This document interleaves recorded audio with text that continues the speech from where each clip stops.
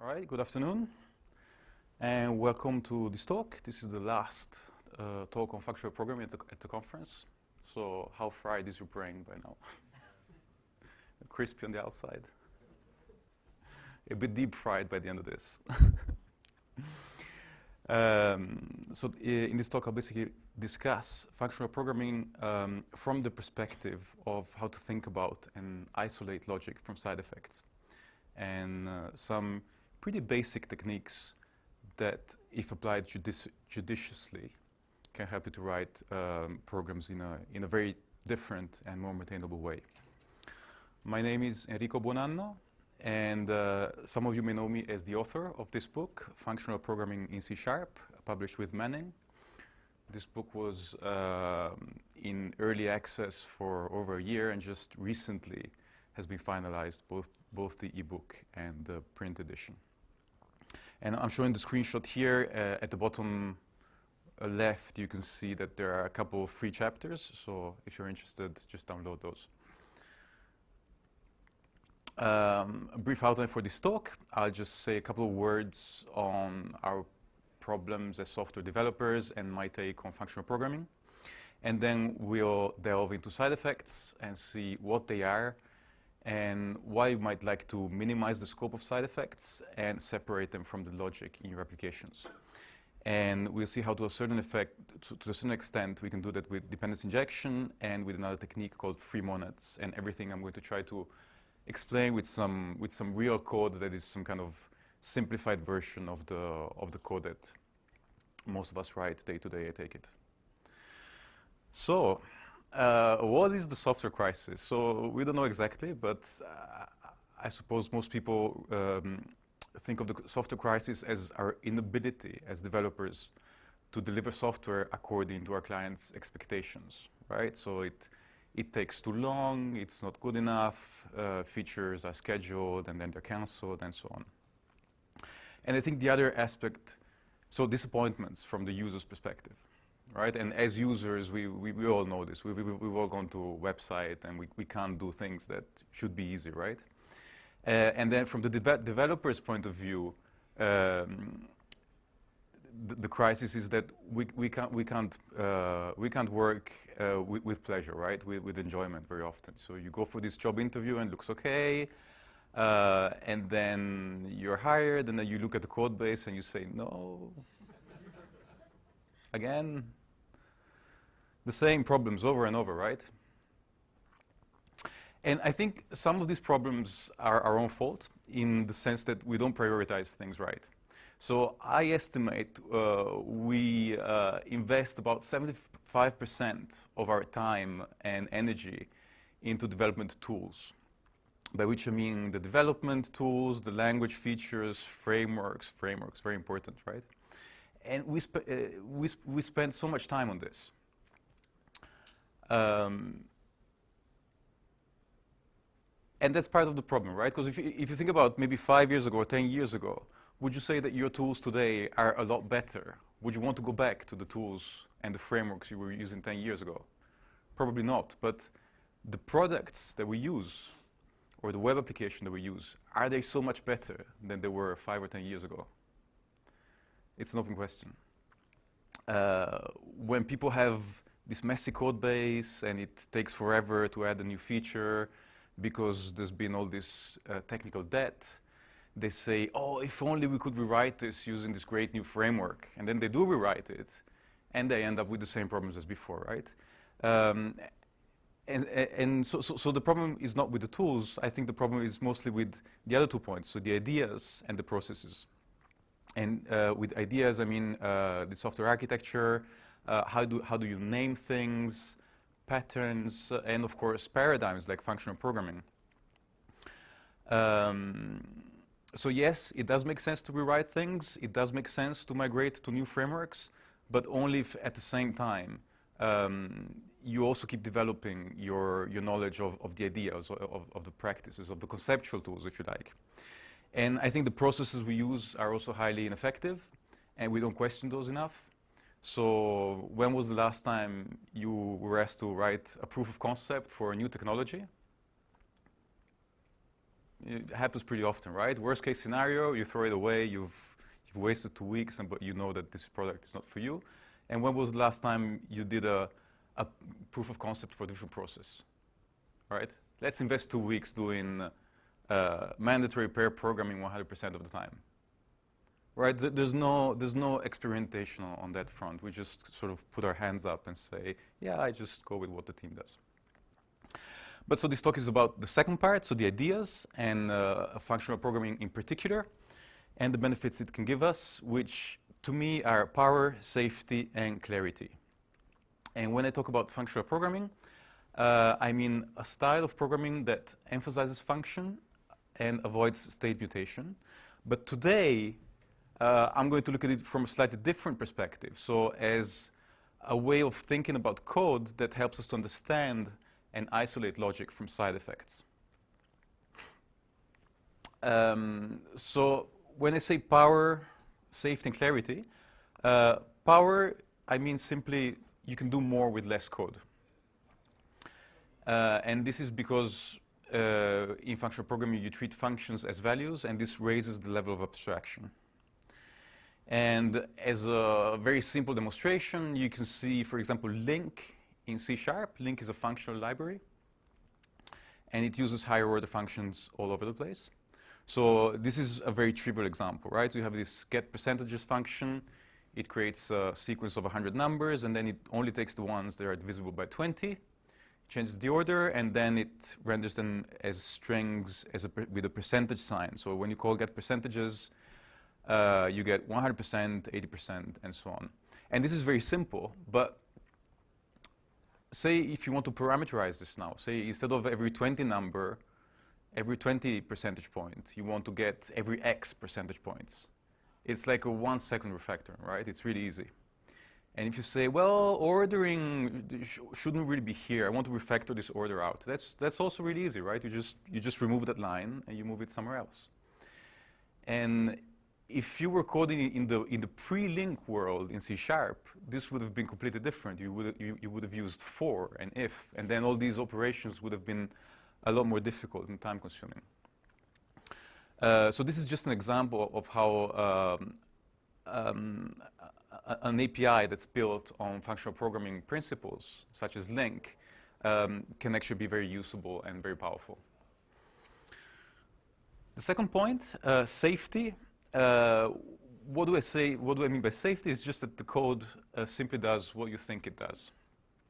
And this is basically because in functional programming we avoid state mutation. So I think of safety not so much as a virtue of functional programming, but rather as a pitfall of programming with mutable state. And let me give you a couple of examples of what I mean. So the examples in this presentation are all in C#, but the contents are completely language agnostic. So here we have a class order with a list of order lines, and then you have a property total, and the total gives you the total cost of the order. And it seems obvious what the code does, right? I mean, it goes through the order lines and it adds up all the prices. But now let's look at this list of order lines. This is actually a mutable list. So what could happen is that potentially there's some business rules that the order lines need to be sorted by some criterion. And while you're asking for the total, some other thread is sorting the list. So your total may be completely off, right? And so it seems so simple what the code does, but in reality, when you take multi-threading into account, it's not. So you go through all your order class and you see, well, let's see where is order lines being accessed, and it's not accessed anywhere. But wait, it's public. So actually anything in your application and in any code that could be written in the future could actually go and change this code under your feet and break your total method. So that's just an example. Another example, sort of along the same lines. So you have this method process sales. So when you sell a certain number of items, you update your inventory, and then you have this simple business rules that if the inventory is less than 5, then you set this Boolean that the item, the product is low on inventory. Again, simple, but if you take multi-threading into account, then there's this where you have the comment with the question mark. What happened there? Then now your object is sort of halfway through this transition. So from the point of view of another thread, you've now broken this invariant that you're trying to maintain, that this flag should be related to the inventory. And if the business rule for setting has low inventory was a bit more complex, had a bit more latency, then you would start to see the effects. And with functional programming, this all goes away, and we'll see examples of how to program state transitions like this without using mutable state. And the third aspect that's the more important for the purpose of today's presentation is clarity. So functional programming is a very simple paradigm because it relies on functions, and functions are very simple things, right? Functions are just inputs and outputs. So we can relate to this, you know, I give you $1 and you give me an ice cream. It's sort of give and take, right? And that's it. So this may sound obvious, but the nothing else, that's the tricky bit, because we tend to do other things that kind of break this clarity of the function as a contract. So there's a lot of terminology in functional programming. The only terminology I'm going to introduce today is this. So it's two ideas, but it's actually the same idea from two different sides. So what are side effects and what are pure functions? These are the side effects that we're going to look at today. These are the side effects, right? So mutating function arguments, throwing exceptions, reading and writing from mutable global state. And when they say global state, that's any state that is not local to a function. So a private instance variable is considered global state. And performing I/O. So these are the things that, if you think about it, introduce indeterminacy in your functions, right? So if your function does these things, then you're not really sure what the result of the function will be. And at the other end of the spectrum, you have pure functions. So pure functions have no side effects. So in a sense, it's the same concept viewed from the opposite side. And as a result, their output is determined solely by their inputs. So if the name pure functions sounds a bit scary, just think of them as deterministic functions. And most mathematical functions are pure, right? So the square root of 4 is going to be 2.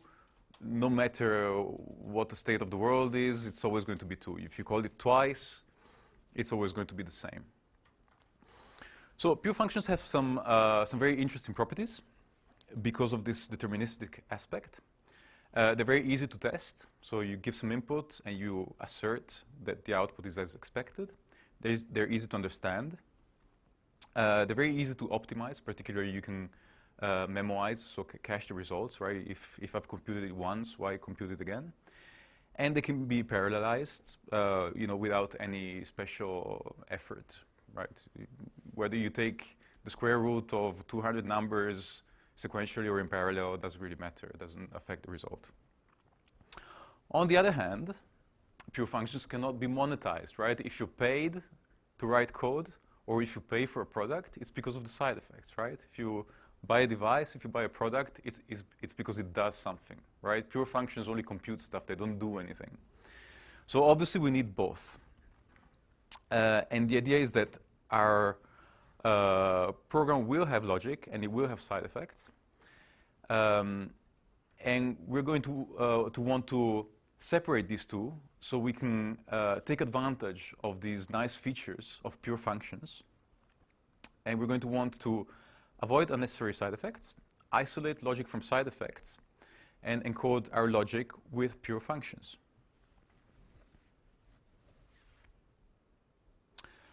So what I'm going to do now is we're going to go through these different types of side effects, because the way we can avoid these side effects goes from easy to not possible, and how to deal with those. So we'll now go through these and we'll see how we can avoid them, basically. So mutating function arguments is something that is still done quite often, but should be avoided. Let me give you an example. So say you have a shopping basket and you have these little arrows that allow you to increase and decrease the number of the quantity that you want for an item, right? So when you change the quantity, the value of the order changes, right? So you have this function called recompute total that computes the new total for the order. And then somebody comes along and say, oh wait, but if the number of items is changed to 0, then I need to delete that order line completely because the customer doesn't want any. So let me just pass in this list of order lines to delete, and since this method has to traverse the order lines to recompute the total, it's also going to populate this list as a side effect, right? So this method computes the new total of the order, and as a side effect, populates these lists of lines that you want deleted.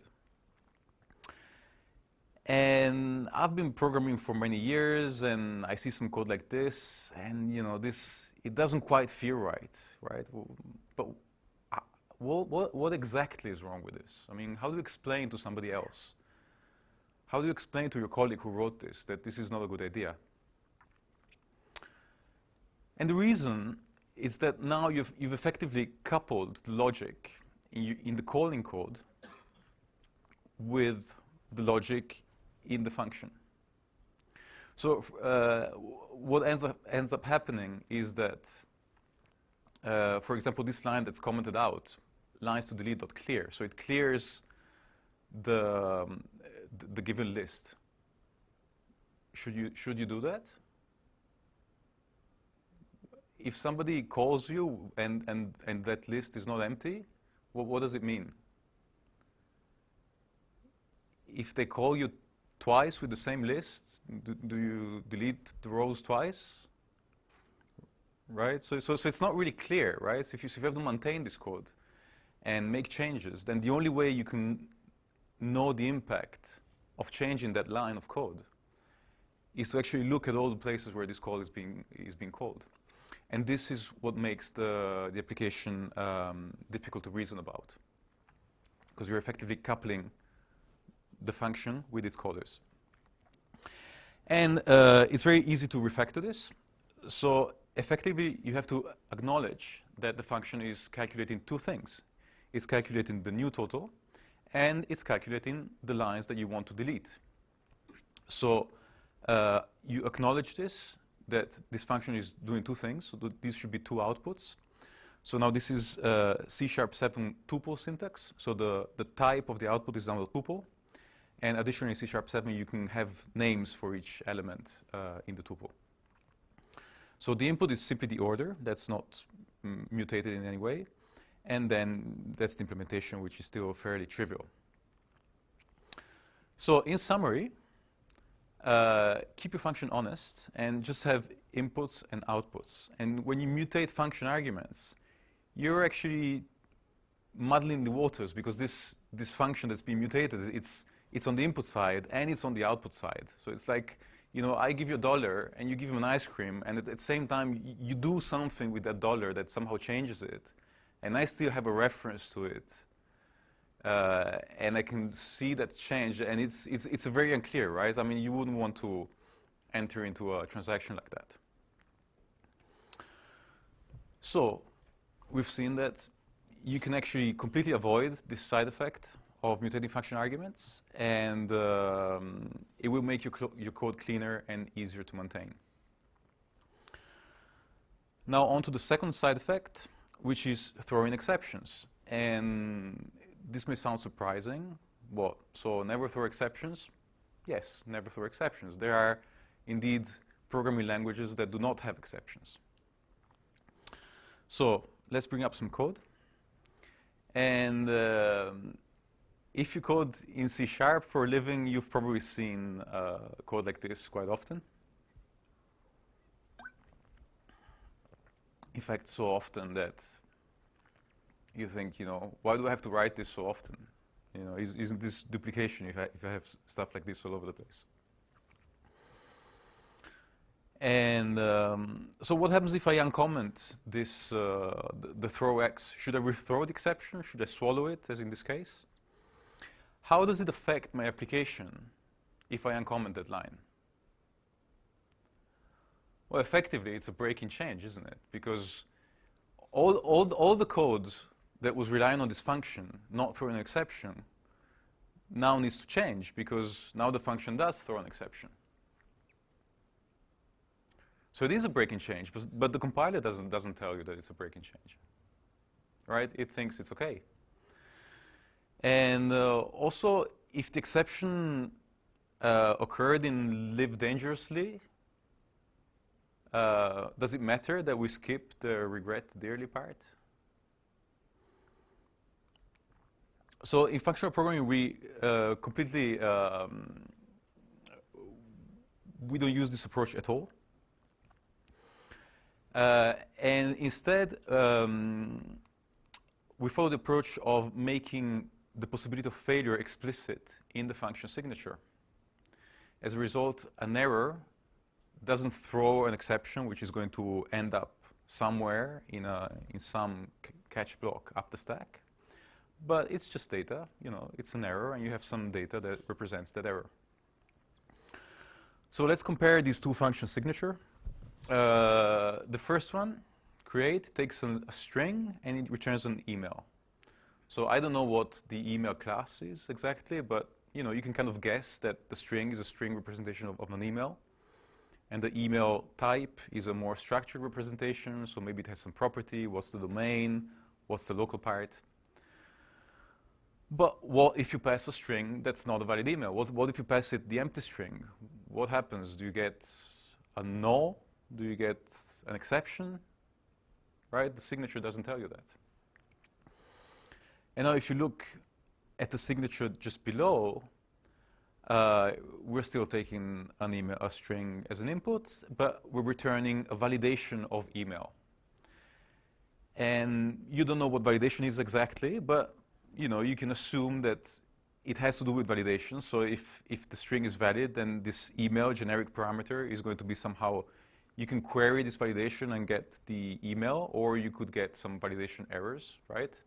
It's, even if you've never seen this, the signature is telling you something about how errors are going to be handled. And indeed, in functional programming, we have a number of different types that are used to represent errors. So the classic that you find in the old style books is either. So an either is a type that can be in a left state, in which case it means that something's gone wrong, and you have some data of type L that is data about the error. Or it can be in the right state, which means that, yes, it's all right. And in this case, there's an R, which is the type of your result, so your successful result. And then if you don't want to be so, you know, to have these funny names, then you would call these result instead with failure and success, but basically the same idea. Or if you're like me and you like to separate validation errors from technical errors, then you can use exceptional to sort of wrap exceptions that may have occurred in lower level components that do throw exceptions, or validation for more business-oriented validation. Now, I don't have time to discuss all these types in detail. They're all described in my book, of course, but you know, functional error handling is a wide area, so I just have time for this short introduction.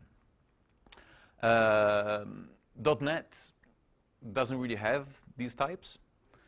So you can either use a functional library, or you can use a type that does exist in .NET, and that can represent success or failure of an operation. Any ideas? You use it every day. Task, yes, exactly. So task has a result property. So if it was successful, then the result property will be populated. It has an exception property. So if it failed, then that will be populated. It has a status flag that tells you what happened.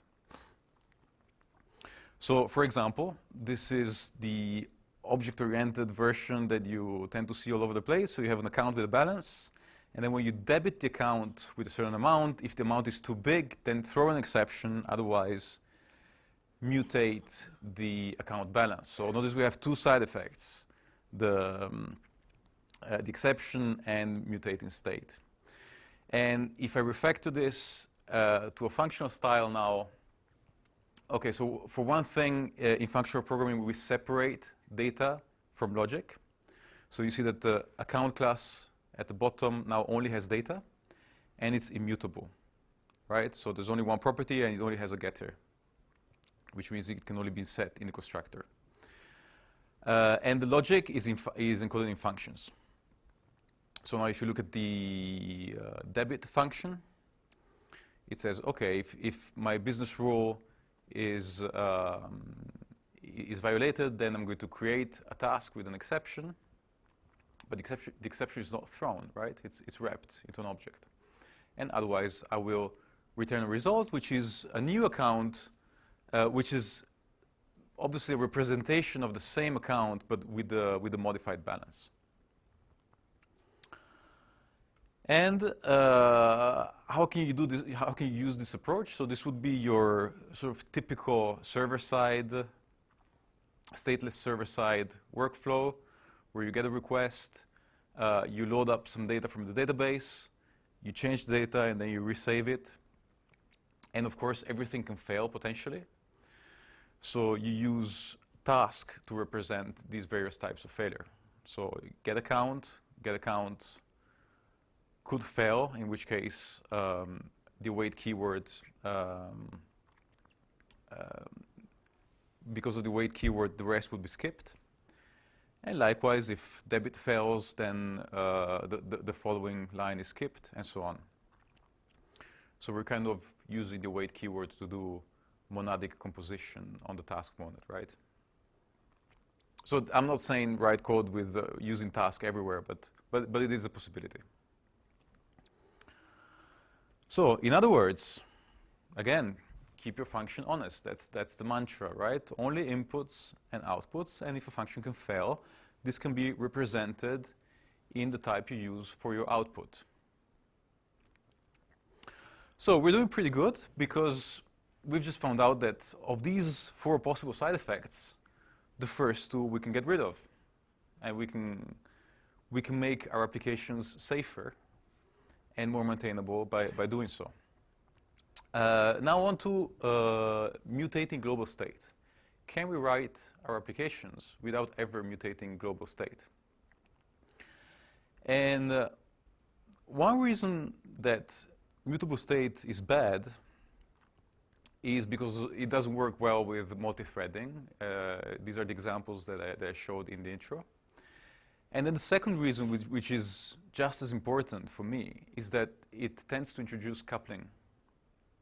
So say you have these 2 objects, B and C, that both have a dependency on object A, but they don't have any references to each other, right? So you'd think that they're not coupled. But in reality, if B has an interaction with A that causes A to change its state, and C has an interaction with A that relies on that state, in fact, these 2 objects are coupled. And I think that coupling is really one of the biggest problems in our software.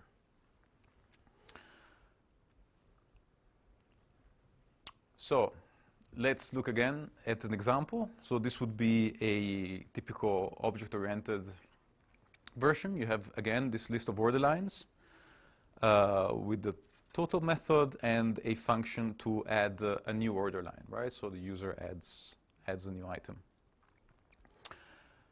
So you have state mutation because you're changing the list of order lines. How would you do this in a functional style? Again, order would be an immutable class, and it would only have data. So I've removed the add function out of the order class, and I've made lines an immutable list.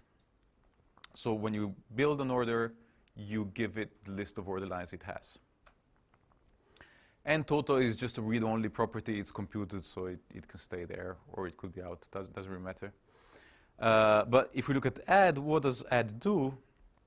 Add does order.lines, and that's an immutable list. So add, the add method creates a new immutable list with the added element, and then we create a new order that represents the order with the added line. So essentially, what we're doing is, rather than modifying an object, we are creating modified copies of an object. And this is where most people say, but wait, how do I represent the current state of my order? And the idea is that, well, first you might not need to. Sometimes you do need, but in that case, mutating the thing in memory is not the best way. But the key point is that these are separate concerns. So representing state is one concern, and in functional programming we do this with data objects. So these are completely anemic objects that just have data. State transitions are these functions that give you modified versions of these objects, and that's again a completely separate concern, and for this we use functions. And then there's the much more complex question of associating an entity's identity with its current state. So what's the current balance on my account, right? And for this, you really need a different abstraction. So maybe you choose to model this as a stream, so using iObservable, or maybe you have some other primitive like an atom or a grain. I'm not going to get into this, but the key point is that these are separate things. Keeping the current state of something that changes through time is really a separate thing than representing the state of a thing. Okay, so far we've seen some simple logic of avoiding state mutation. So instead of modifying stuff, we create a new copy. But now you say, okay, but what if I need to have some state in memory that changes? In other words, can we write stateful programs without mutating state? And how?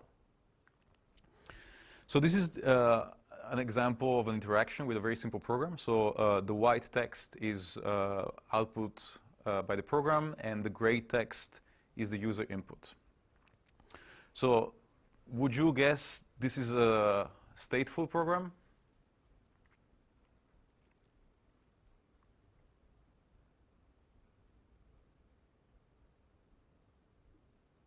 Stateless? Okay, let's see. So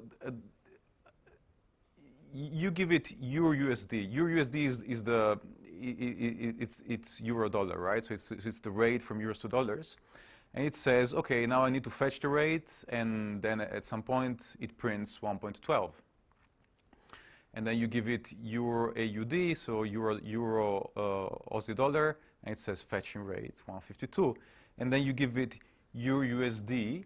And oh, now it's different. Now it just gives you 112. So it doesn't fetch the rate. So it's remembered that it already fetched that a couple of lines ago. And so I don't need to fetch the rate. I can just reuse the rate I fetched, right? So the program has memory, right? So it's a stateful program.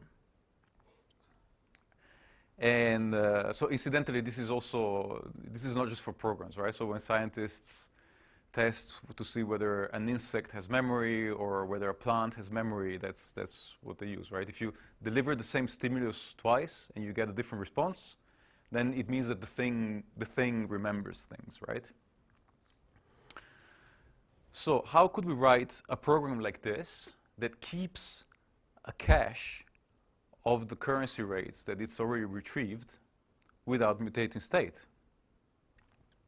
Because stateful states with mutation, we all know how to do this, right? You have a cache somewhere and you add stuff to it.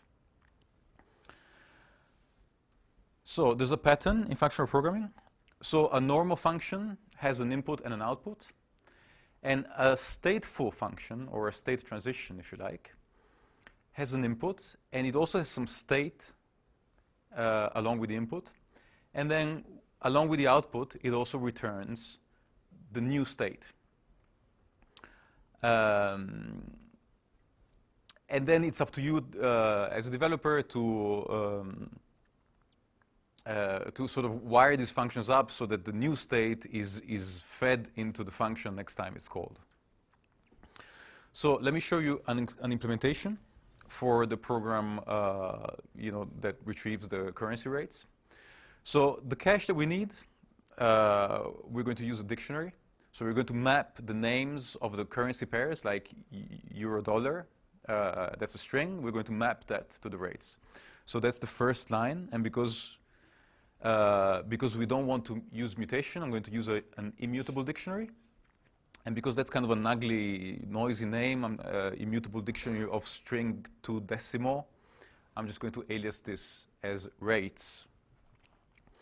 And then if we go to the very bottom, that last line, that's the function that, given the name of a pair, returns the rate. So this is a stateless function, right? And this will actually go to the internet and say, okay, go to some service online and do an HTTP request and parse the result as a decimal and return it. So the details are not important. The point is it takes a string, returns a decimal. And now if you look at the function just above it, look at the signature. It's the same, but in addition, we have the rates, so we have the state, both on the input and on the output. So it's basically the stateful version of this function. And what does it do? It says, well, if my cache, which is the state, if my cache already contains this currency pair, then just retrieve it from the cache, and the state, so the cache, remains unchanged. Otherwise, go to the internet to fetch the rate and return the rate as a result, and then the cache with this rate added to it as the new state. And then if we go to the top, to the main function, main just calls main rec, main for main recursive, with the initial state of the program, which is just an empty cache. And then the program just reads the input, gets the rate with the current value of the cache, and this returns the rate and the new cache. It prints the rate, and then it recursively calls itself. So notice no mutable data, right? We only have an immutable dictionary, and the way this changes through the life of the program is that it's always fed back into this stateful getRate function.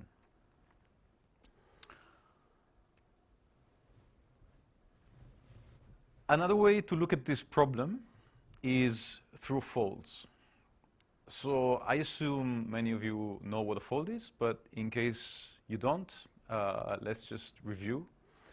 It's really easy. So a fold is an operation where you have three things. You have a list. In this case, you have a list of oranges. You have an accumulator. In this case, it's the glass. And then you have a reducer. And in this case, that's the orange price. So a reducer is a binary function that takes the accumulator and one element from the list. So you take the glass, and one orange, and you use the reducer to squeeze that orange into the glass. And then you move on to the next orange. So by the end of the fold, you've squeezed all your oranges, and you've got your glass full of oranges. And if we look at it more diagrammatically, you have a list of M's, so these will be your oranges. And then you have some accumulator S, and then the reducer kind of squeezes the S with the first M to get a new S, S1, and so on. And you can view a stateful program as a fold. So you have an initial state of your application, that's S0, and your program receives a set of messages or a stream of messages through time, that's M0, M1, M2, and so on. And the program itself is a reducer function. So it will take the message with the current state, and it will do some processing and then elaborate the new state.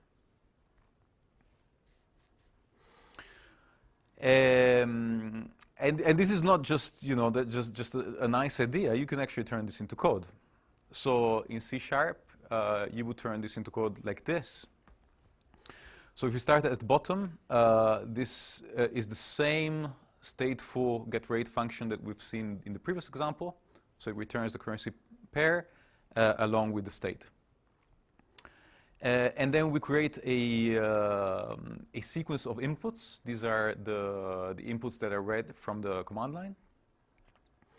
And then the main function does a fold. So fold in C# is called aggregate. So we aggregate. The list is our list of inputs, so the values that we read from the command line. The initial value for the accumulator is an empty cache. And then the reducer function is this lambda here that takes the cache and a single input. It gets the rate, it outputs the input, and it returns the updated state, which will be used as the new state in the following call to the accumulator function. So in summary, we can use this pattern of having the state both on the input and the output side in order to write stateful programs without any state mutation. And the advantage is not only that we reduce side effects, but also that it's a lot easier to test, right? How does this method affect the state of my program? Well, it's easy, you know, give it a state, and then you see what state comes out, and then you can assert what state you expect. So you don't have this problem, my app went into a weird state anymore, because you can just write tests, you know, given a state and given an input, what's the state I expect? And in a way, you can think of this as dependency injection, funnily enough, right? What is the dependency injection? Your dependency injection is when you kind of make it explicit that your function depends on something. Well, in this case, you're making it explicit that your function depends on the program state. And on the output side, you're making it explicit that your function changes the program state. So we're doing really good, because we've seen that out of 4 side effects, 4 types of side effects, we can actually get rid of most of them.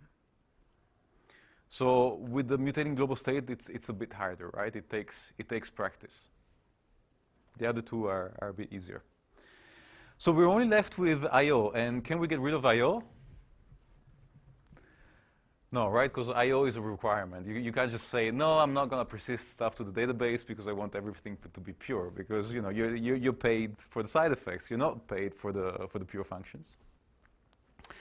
So what we want to do is have this separation between logic and side effects. But now we've seen that a lot of side effects we can avoid. So hopefully the proportion will lean more towards this. So more pure functions and a smaller footprint for the code that performs just the I/O. Of course, if a function calls an impure function, then that function itself is impure. As a result, we need to find some way of combining logic with I/O that doesn't sort of pollute the logic with the side effects of the I/O. And how do we do this? And there are a few candidates that I'm going to discuss. The one that's best known is dependency injection. Then there's this idea of dependency rejection. And finally, another approach that's called free monads. So let's go back to this function that we had in our application that fetches the exchange rates.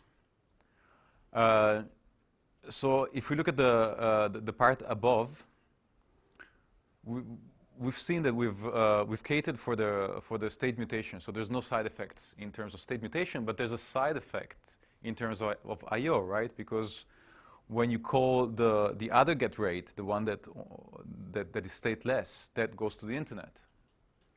right? It goes to the market to get the exchange rate. So you couldn't really test this function, right? In unit tests, for example. So what do you do with dependency injection? In this case, I'm using a completely functional approach. So I inject a function to get the rate. So this is a function that takes a string and returns a decimal.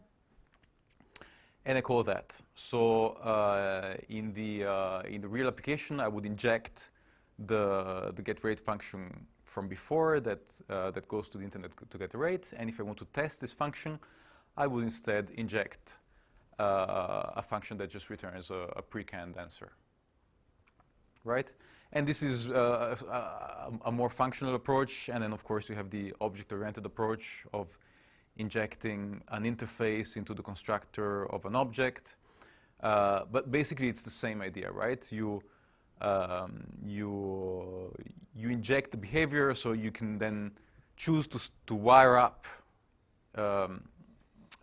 these functions so that you get a testable version or a real live version. Then there's this idea of dependency rejection, and this is a term that is coined by Mark Seeman. He's a frequent speaker at NDC. So I definitely encourage you to check out his videos of previous presentations. And what he says is, well, we want to isolate logic from I/O, which is what I've been preaching so far. So we're going to have all the logic, or as much as possible, in pure functions. So these can be testable. And then we're going to have I/O in impure functions. And these are not going to be testable. And then for sort of top-level workflow, we need to compose these two. So we'll have sort of a high-level workflow that takes the input from one of these functions and feeds it into the next, and so on. But of course, because these high-level workflow use the I/O functions, these are also impure. These are also not testable. So out of three things, you see that only one thing is testable. So it's not very testable. And the other thing is it's also not very general. Because if you go back to this code, and if you look at the top part, how do you take that impure get rate function and sort of extract it? How do you call that without side effect, without actually ending up with exactly the same as with dependency injection?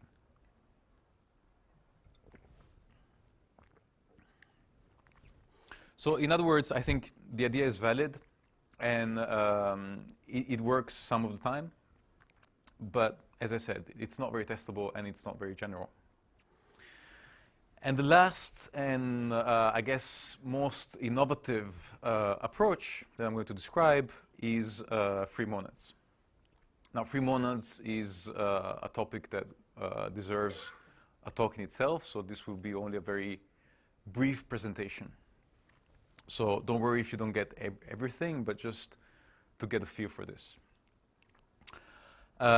Free monads is much more radical than dependency injection in separating logic from side effects. And it basically consists of 3 steps. So you use data objects to represent instructions. This is somehow the same as in the object-oriented command pattern, right? Rather than calling something, I'm going to create an object, and this object is going to contain the data that I might then use as parameters to call this thing. And then I will have on one side the logic that produces this list of instructions. So this doesn't have any side effects. It's just logic, right? And on the other side, I'm going to have an interpreter that will take those instructions and translate them into side effects. So this is a bit like the idea of having a shopping list. So you can compile your shopping list, and that's just data. Just for writing the shopping list doesn't mean that you go shopping. So you can write this shopping list that's just data, and then you pass it to your errand boy that he's the interpreter, right, who goes out and does the shopping for you. So he does all the side effects. You only deal with the data. Or you could choose to pass that list to your accountant, and he could check to see if, you know, if your budget is okay. So you can have a variety of interpreters for the same instructions.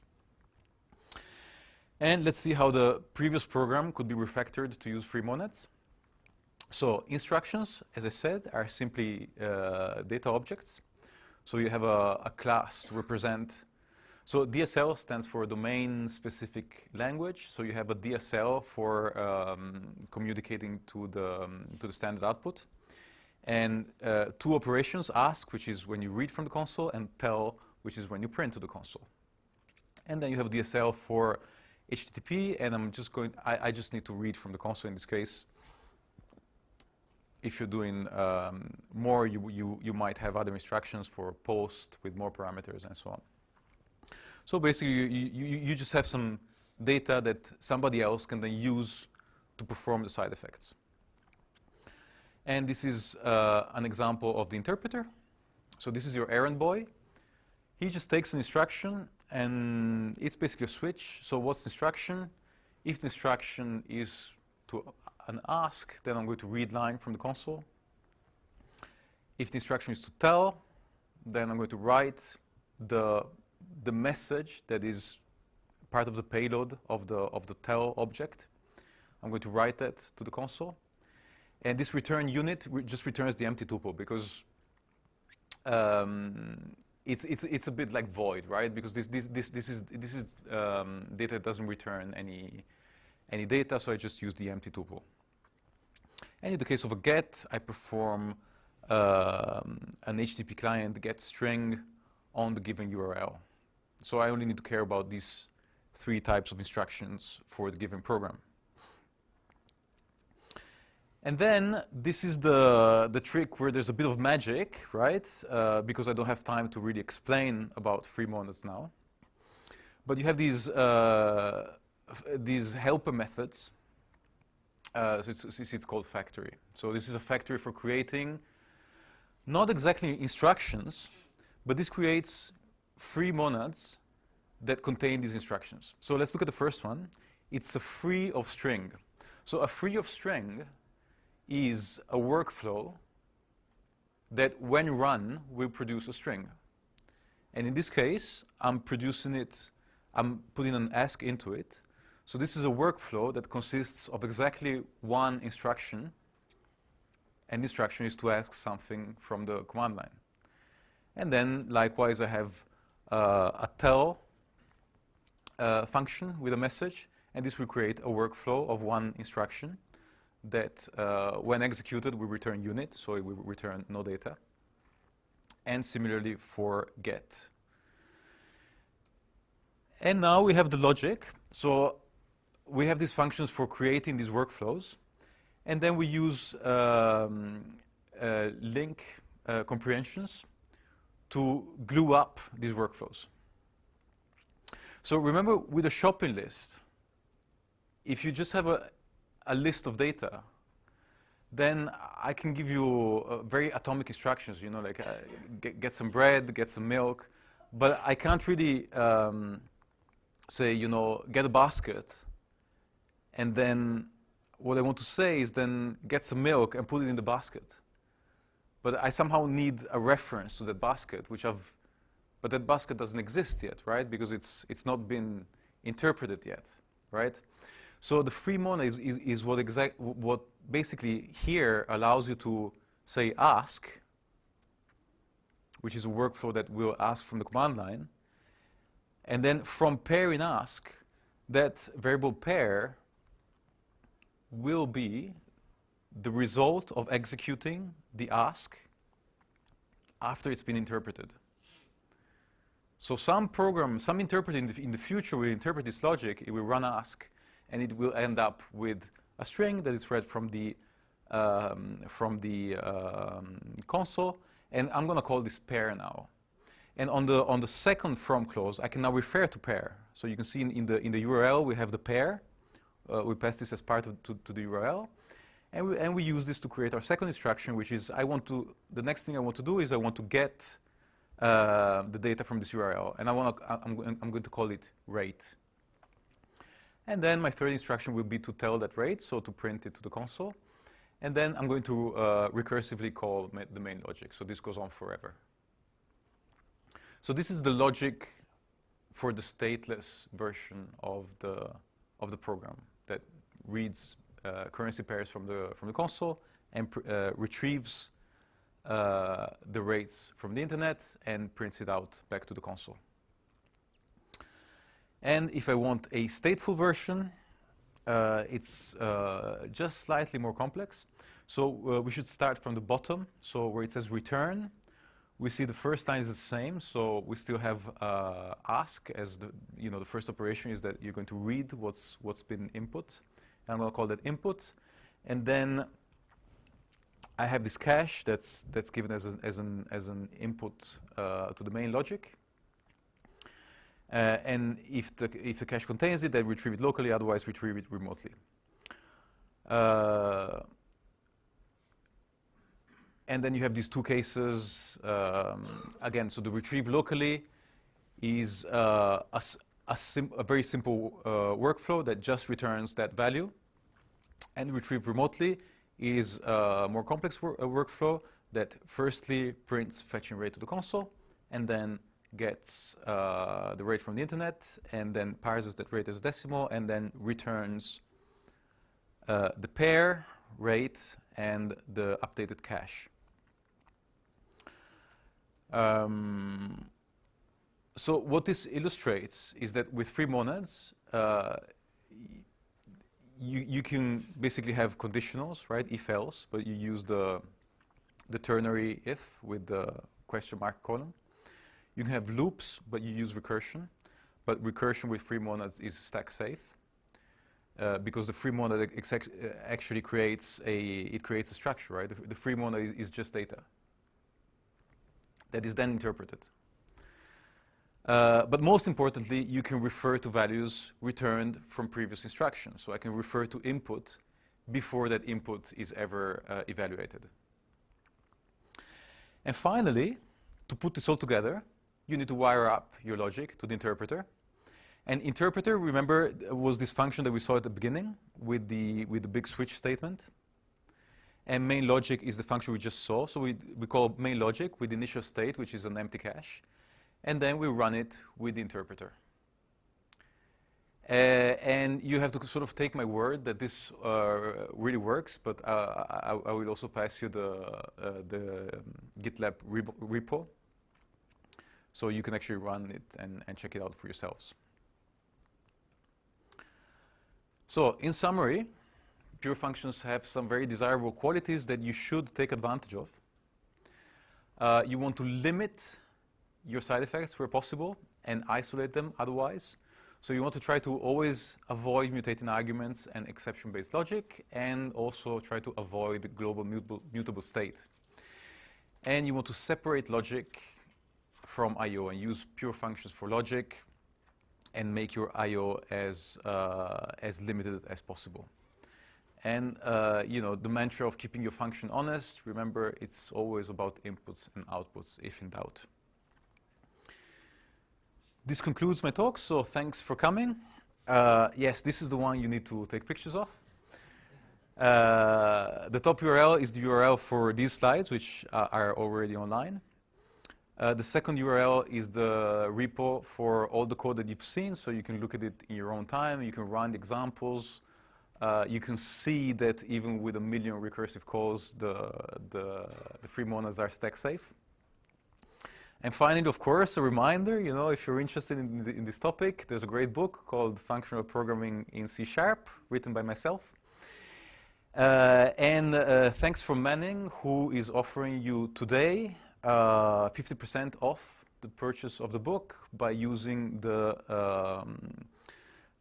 deal of the day code that you can see just there. At the bottom, you can see my Twitter handle, and I have exactly 1 minute for questions. Yeah. Really cool stuff. I've heard there's maybe some performance issues you can run into when using the free monad pattern in C#. Quite possibly. Yeah.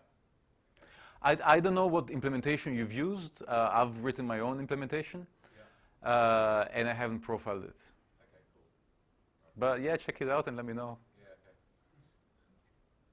Any other questions? All right, thanks very much.